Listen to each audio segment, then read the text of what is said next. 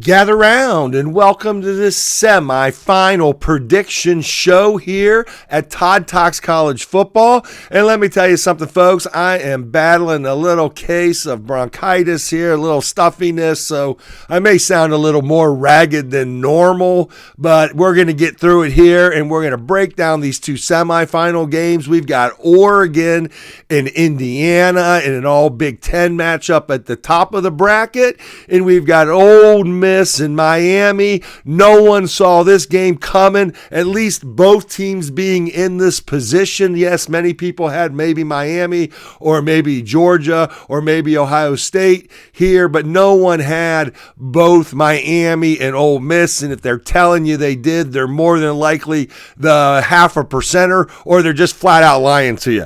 But anyways, here's where we're going to start. We're going to look at the Oregon and Indiana game first, and then we'll talk about the Miami and the Ole Miss game second, and I'll give you my predictions there for both of these football games. So again, gather around, sit back, grab a drink, and let's get through this.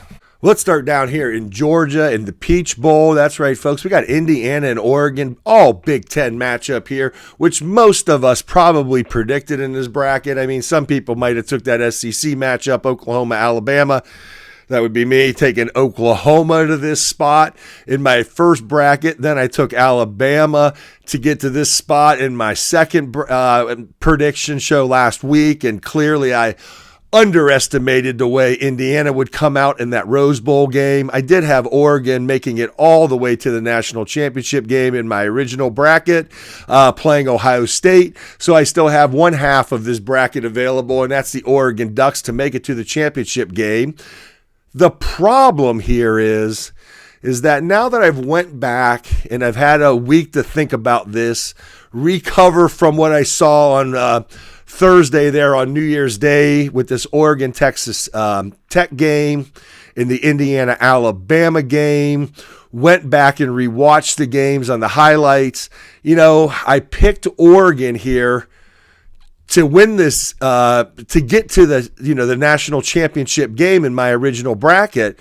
But now that I went back and rewatched these games, I don't know that I can continue picking Oregon here to win this football game as I did earlier in the first bracket. But again, I had that game against Oklahoma, not Indiana, in my original bracket. So here we are with Indiana in Oregon, and what's concerning to me when you go back and you watch the game against Texas Tech, and Texas Tech does have a good defense. Many people called it a great defense. I would have said it's a good defense because it's a Big 12 defense. You can see the show because it's a Big 12 defense I've done. And Texas Tech's defense played absolutely extremely well in that football game, considering what they were dealing with on the offensive side of the ball. And what I'm nervous about for Oregon here, when I rewatch that game, is how many mistakes Oregon made in that game against Texas Tech. I mean, this wasn't one mistake. This was critical errors throughout the game. Multiple times they've put themselves in terrible positions, a fumbled snap or a bad snap, which cost them like a 15 yards. A fumble where it slapped off the thigh pad or something of the running back, and Dante Moore fumbled it. Some extremely challenging calls to understand what was going on. Oregon likes to run a lot of this, bunch formations, and everybody's in on the line of scrimmage, and they need like 3rd and 4. And, on this 3rd and 4 play, they basically ran 3 receivers right into the middle of the field within a 10-yard radius, and there's 5 defensive backs and linebackers sitting there covering on that, and Dante Moore threw an interception there. They weren't creative at all, spreading the ball out, moving guys out wide. Everything's tight inside the hashes here. They're just all these formations. I know all this college football is going to this, but that is not going to work against the defense, the caliber Indiana's defense, which is better than Texas Tech, even without Daly. So I'm concerned that Oregon doesn't have the offensive firepower to keep up with Indiana. And I like Oregon's defense, but I don't know that Oregon's defense is going to shut Indiana down to, an Ohio State performance, which is 13 points for Indiana in that football game. Ohio State really shut Miami down to 13 points in that game against Miami. They had the interception return for a touchdown, which gave them 7. And then Miami got that last touchdown, within like 50 seconds to go in the game, which basically Ohio State just let them in. That's a whole other story for another day, literally for another Ryan day. But the bottom line here is I don't think Oregon's defense is going to be able to stifle Indiana to that ability. And I don't know that Oregon is going to be explosive enough to beat Indiana when they need to be. Most of the plays that they ran against Texas Tech were short, little passes. Quite frankly, a lot of them were behind the line of scrimmage even, where Dante's just throwing it out to the right and then the receiver's making a play. And quite a few of those were not made plays at all. They were actually lost yardages there for Texas Tech's defense. So I just don't think the way that Oregon has the coordinator situation going on. So you got your offensive coordinator, your defensive coordinator, both at different jobs now. They're still on the staff, but they're clearly only giving it at best half their time or 60% of their time. You got the transfer portal in effect right now. So that if they're smart, they're focusing a lot of their attention there for the recruit. So I don't know exactly how Oregon's game planning for this game, but I will tell you that the game plan that Oregon came out with against Texas Tech is not going to win this football game against Indiana. I can promise you that. So they're going to need to be more explosive down the field. When you look at this game, as a whole, Oregon had really 4 explosive plays down the field. They had a 26-yarder there down the middle of the field. That was caught for a 16-yard pass and ran for 10 yards. What'd they have? They had a 24-yarder that got him down to the first and goal from the 9 that they ended up turning over on downs there in that possession. They had the other 24-yard pass that was right before halftime, right before the fumble cost them to give up any potential points in that possession. I don't know they were going to get points there, but they definitely cost themselves there. And then in the second half, they really only had that one play to number 27, who made the heck of a catch on the sidelines there, which is actually a 27-yard play there. That ended up being pretty much their only explosive play in the second half in that entire game. Everything else, if you go back and look at the box score in the play-by-play, it's 4 yards here, -1 yards here, sack here, 6 yards here, 5 yards here. There's not a lot of downfield, and I don't think you can beat Indiana in this defense without pushing the ball down the field. Look, Ohio State had success when they went tempo and they were able to push the ball down the field. But I'm not so sure, and that was really for one drive. But I just don't think that Oregon has got the explosiveness here to beat Indiana in the fashion that's going to take to beat Indiana, which is going to need to be, and I think they're going to need to score more than 20 points in this game, 20 or more points to beat Indiana. Now, let's talk a little bit about Indiana here.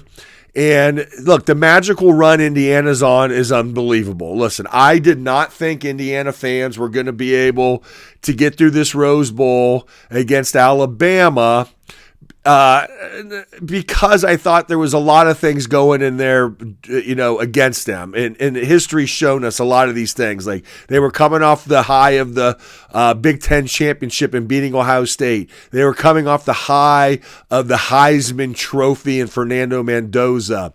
They were coming off the low of losing probably their most productive playmaker, at least in tackles for loss, in Daly. So, and then you had the pageantry and the mystique and everything that comes along with the Rose Bowl. I thought it just might be a little bit too much on Indiana's shoulders, which it would be on all kinds of different teams' shoulders put in that position, and the undefeated record, all of this together culminating into, and they're playing against, a historic powerhouse in Alabama, even though it might not be your older brother's Alabama team. If you're 16 years old and your brother's 18 years old, it's a little different team just in a few years. But the bottom line here is I thought it might be too much for Indiana. So now we go into this Peach Bowl. Indiana, they had 3 weeks to get kind of over that win against Ohio State and a couple weeks to get over that Fernando thing. Now they're turning back around. They just won the Rose Bowl, another big high. Not only did they win the Rose Bowl, they smoked Alabama by like the most anybody's beat Alabama in 3 decades. So what is Indiana going to look like? I think they're going to be really, really strong here. Like I said, I picked Oregon in my initial bracket here to get to the national championship game. And after watching the way this is shaking out, in the way that Indiana played, in the way that Kirk Cignetti's focus is here in this week. Now, listen, they are focused on the transfer portal. They've been out hitting it hard, but he's not focused on a bunch of his coaches focusing on their transfer portal along with his transfer portal like Oregon is. So Oregon's coaches are focused on their new jobs in the transfer portal, and Dan Lanning's focused on his transfer portal, and they're focused on this game. Kirk Cignetti does not have one of those. He doesn't have the coordinators leaving to go to other jobs that are focused on their recruiting at their new school. They're all in on this game here. I'm thinking this game is probably in that, 21-17 type of realm here in this game. It may even be lower scoring than that. I don't know that I expect it to be Ohio State and Indiana low at 13-10. I really, really have to favor Indiana in this game because of what I just said. The distractions that Oregon has with everything that's going on out there in the recruiting for the other teams. The Indiana has the distractions of the transfer portal, but they don't have the distractions of the other coaches looking in the transfer portal. So I'm really going to put the ball in Indiana's hands to win this game. I think, looking at the two defenses, I think they'll give up some points. I'm going to go in Indiana 21, Oregon 17 type of game. 14-17 points for Oregon, and I think Indiana is going to get to 21 points here. Could get to 24, maybe a late touchdown. I just got to put the ball in Kirk Cignetti's hands here, and for Fernando Mendoza to just outperform Dante Moore. Listen, Dante Moore in this game against Texas Tech multiple times, he held on to the ball too long. He had guys open. He had opportunities. He just couldn't get the ball to the receivers when he needed to get it to them. So when it's all said and done, I really just think this game's going to come down to focus, and I really just think Indiana at this point is more focused on this football game and winning this game here. So again, prediction, Indiana 21, Oregon 17. Hoosiers move on to the national championship game. All right, well, let's move on to the Miami versus Ole Miss Rebels Fiesta Bowl here, kicking off on Thursday night. That's just a few days away, folks, until we get this thing started. And what an absolute masterpiece of a performance we saw out of Trinidad Chambliss against the Georgia Bulldogs. Absolutely great. I don't even know what you call it out there, what he was doing. I mean, he was just, orchestrating chaos in many cases, I guess is what we would say. And he is a master at it there against Georgia. Now, going into that game, I told you two things had to happen. Trinidad Chambliss had to play the game of his life, which I think he did. And Keywan Lacey had to have 100 yards rushing, which he came just short of. He had 98 yards, but he had 2 completions for 22 yards. So he had 98 yards rushing plus 22 running the football. So he technically had 120 yards total in those 2 passes. Well, you remember the one came off the little flick there on 3rd and 5, which got him that first down, was that the... No, I don't think it ended up being a first down, but that was right before the play where he ran all the way back and came back. So anyways, great game by both Trinidad Chambliss and Keywan Lacey here. But how are they going to recover from such a giant victory? I mean, you have so much going on here with the Lane Kiffin going to LSU. Didn't think that anybody really gave Ole Miss a chance. I don't know if there was anybody in the national media that picked Ole Miss to win this game. I'm sorry if you did. I missed you, but most everybody picked Georgia to win this football game. So now they're coming off of a much shorter turnaround, 9 days to get ready for this game. They played on Thursday.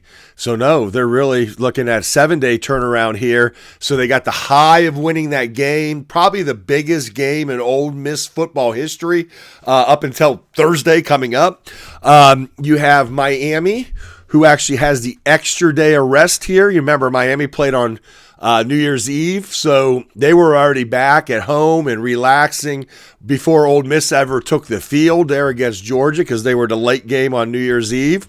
So, by the time that Ole Miss even got back, Miami had already a day of preparation under their belt getting ready for Ole Miss. Now, Carson Beck played pretty well against Ohio State. He used his legs when he needed to. He picked up those first downs numerous occasions in that game with his legs, which, I think was a real difference maker to keep some of those drives going. Miami's defense was able to pressure Julian Sayin into 5 sacks. But they really only scored 13 points in that game. Like, we'll take away the last touchdown because that came in the last minute. And, they were down.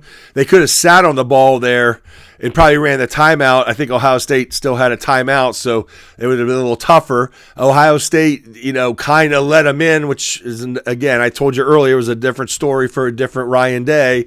Not understanding why you want to go down 10 points with under a minute. Miami could have fumbled on one of those snaps at the end of the game and potentially turned the ball over. Anyways, it doesn't really matter at this point. But Miami's offense didn't score a lot of points against Ohio State. They did get the pick 6, which gave them that free 7 on defense. So the question is Miami's offense going to be more explosive here? Remember, they beat Texas A&M 10-3. Now in a windy environment, no doubt. And then really, when you look at it, they really beat Ohio State offensively up again to the last drive. I mean, this was a 10-point offensive performance. They're not going to be able to score 10 points offensively without having some defensive turnovers or maybe a kick return and beat Ole Miss. That's just not going to happen that way. They're going to have to, produce more points out on that football field. Now, how is Trinidad Chambliss going to handle the pass rush of Miami? Look, we had Marcel Reed is an explosive quarterback that can run the ball a lot like Trinidad Chambliss. And, Texas A&M couldn't really get anything going against this defense. So what does that look like for Miami? Are they going to be able to shut down Trinidad, shut down this running game of Keywan Lacey, force Trinidad Chambliss sit in the pocket with pressure and make throws? Is he going to be able to get out of that pressure and make incredible runs? Look, I told you most of the year I was not sold on this Georgia Bulldog defense, and most of the Georgia Bulldog fans weren't sold on it either for a good portion of the first part of the year. We'll say the first 8 weeks. I think they got into a false sense of security in November with the way those games came down, where they, basically shut down Alabama in the SEC championship game. They played Georgia Tech to 9 points, but, Georgia Tech's offense did not play very well that day, but Georgia's offense didn't really either. So I don't know that, Ole Miss has seen a defense as good as Miami's, I guess is what I'm getting to here. I don't think Georgia's defense was as good as Miami. So, well, can Trinidad Chambliss move the ball against this front of Miami, who, quite frankly, is playing extremely, extremely physical? Now, if we look at the Miami Hurricanes, and yes, we all kind of got lost on this little losing streak that they had there. They lost that game to Louisville, which, listen, you can go back and find the video. I told you going into that game, strange things happen when Louisville plays on a Friday night. And again, strange things happened in that game. They had, 5 or 6 turnovers? 4 turnovers, I think. I think it might have 5 turnovers Miami did, and still was in that game at the end of the game. When did Carson Beck throw 3 or 4 in that game, interceptions? Anyways, we can go back and look. But that SMU game, that was a freak, silly call at the end of the game, which gave SMU a redo on a 4th down that they should not have had by anybody's it should have been a penalty on SMU, and then they got this late hit, which gave them another chance. They should have never lost that game in the fashion that they lost it. So I had Miami ranked above Ohio State early in the season. I was one of the few people, while everyone was telling me Ohio State was just the best team. I still had Miami ranked above them because I thought what I saw in Miami was probably the best team they've had in a long time in terms of playmakers and physicality. Now, the physicality's been there. The playmakers have been a little bit, like I said, Malachi Toney had those fumbles in that game. He actually had 2. He only lost one of them. The other one bounced right back up in his hand. Lucky ducky there for Malachi. He didn't lose that one. But anyways, the bottom line here is I think this is going to be a much more challenging game for Ole Miss than it was against Georgia here. So how is Ole Miss going to win this game? Well, they're going to have to rely on the running of Kejuan Lacey, and obviously Trinidad Chambliss is going to have to make the big play moments. Like when the moment's made for a big play, he's going to have to make it. Miami's going to have to play and win this game ball control offense and limiting the possessions of Ole Miss. Remember, in the second half against Ohio State only had 3 possessions in the second half up until the last possession, which was at 55 and under seconds. Now, Ohio State scored touchdowns on 2 of those in long drives, but what did Ohio State have to do to get those drives? They had to play the long game. They had to go play for play for play. These were long drives that took up time, ate up chunks. So Ole Miss is going to want to play fast. They're going to want to get possessions, and they're going to want to score. Miami's going to force them to try to play less possessions, which gives Trinidad Chambliss less opportunities to make plays and to score. So how does Miami win this game? I think Miami wins this game in a slugfest, in a 21 to 17 type of game, much like I said, Indiana and Oregon. I think if Ole Miss wants to win this game, they're going to need to play this game in a higher scoring fashion. They're going to need to get this game up into 28 to 30 points for themselves. And like I said, because I think Miami's going to be able to score on this defense. So if they give up points to Miami, if they give up 21 points, they're going to have to score 28 to 30 points to win this game, and that would be giving Miami 21 to 24 points. I don't think Ole Miss defense is going to shut down Miami like both Texas A&M and Ohio State did for most of the games. And what I mean by that is, look, Texas A&M only gave up 10 points to Miami.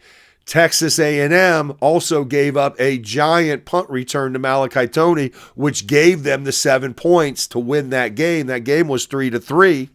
And they got that, well, that was either the field goal or the touchdown. Anyways, the big punt return was the big difference in that game in field position change. And then against Ohio State, like I said, they really only gave up 10 points up until the end, 7 points on the defense, last drive another 7. But for 58 minutes of that football game, they were only able to score 10 points offensively. Miami is going to have to score probably around 21 points to win this game, I think, and Ole Miss to win this game. They're going to have to put up 28 to 31 points in this game. That's the only way they're going to win this. They are not going to win this in a slugfest defensively. I just don't think Ole Miss has the defense to do that. I just can't see it. They're going to have to score points. So the keys to the game, again, Trinidad Chambliss is going to have another game of his career. I just said he had to against Georgia. He's going to have to do it again here. Keywan Lacey's going to have to really have a solid running game. I'm not going to say he's going to need to get to 100, but he's definitely going to have to get critical first downs when they're there. Third down and short, he's going to have to pick them up, no question about that. I think in maybe 75 to 80 yards rushing here in this game. And then you also have the question of the coaching staff here at Ole Miss. How committed are they? Yes, they're staying here.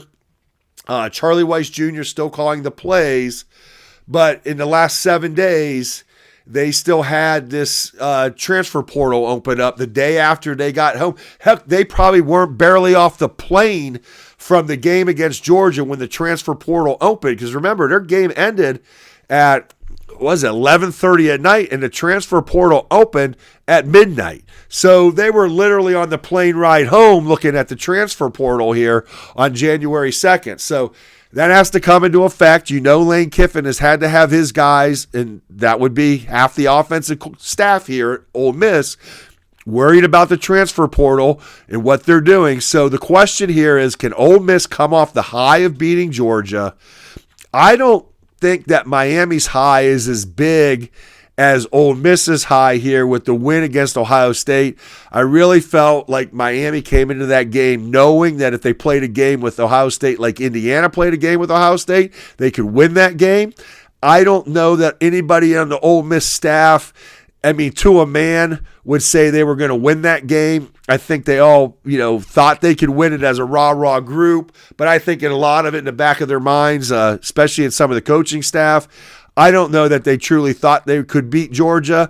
Obviously they're not going to tell you that, but I think you could honestly say some of them didn't think they could beat Georgia. So how's this going to play out? I really think at the end of the day here, Miami's going to be too physical for Ole Miss. I think Trinidad Chambliss is going to give it that old college try, and he's going to try to play another year in college, which I think is ridiculous. He's trying to get a 7th year of eligibility because he had to go through the junior college ranks or some kind of crap like that. I think the bottom line here, again, Miami's just going to be too physical in this football game. I think Miami gets enough points against this defense against Ole Miss, which has been giving up points, surely not playing 10-3 games here. I think we're going to see a Miami win in the vicinity of 21 to 24 points to somewhere between 17 and 21 points for Ole Miss. So we'll just make it simple. I can't make it the same score for both games. I'm going to call this game at 20 to 14 Miami, beating Ole Miss in the Fiesta Bowl, setting up a Miami versus Indiana national championship game. All right, folks, so there you have it. That's my predictions. Again, I got Indiana beating Oregon, and I've got Miami beating Ole Miss, and we'll see exactly how this all shakes out. I will give you a reaction to both those games on a short right afterwards, and we'll do a full reaction show to that afterwards. I want to give a big shout out here to Montana State last night. If you didn't see the Montana State Illinois State FCS championship game, you really, really missed out in a very good, entertaining, fun football game. So anyways, there we are. We'll see you with the recap sometime on Saturday. I'll get the shorts out after the games. And remember, gather around in ALTT. We'll see you soon.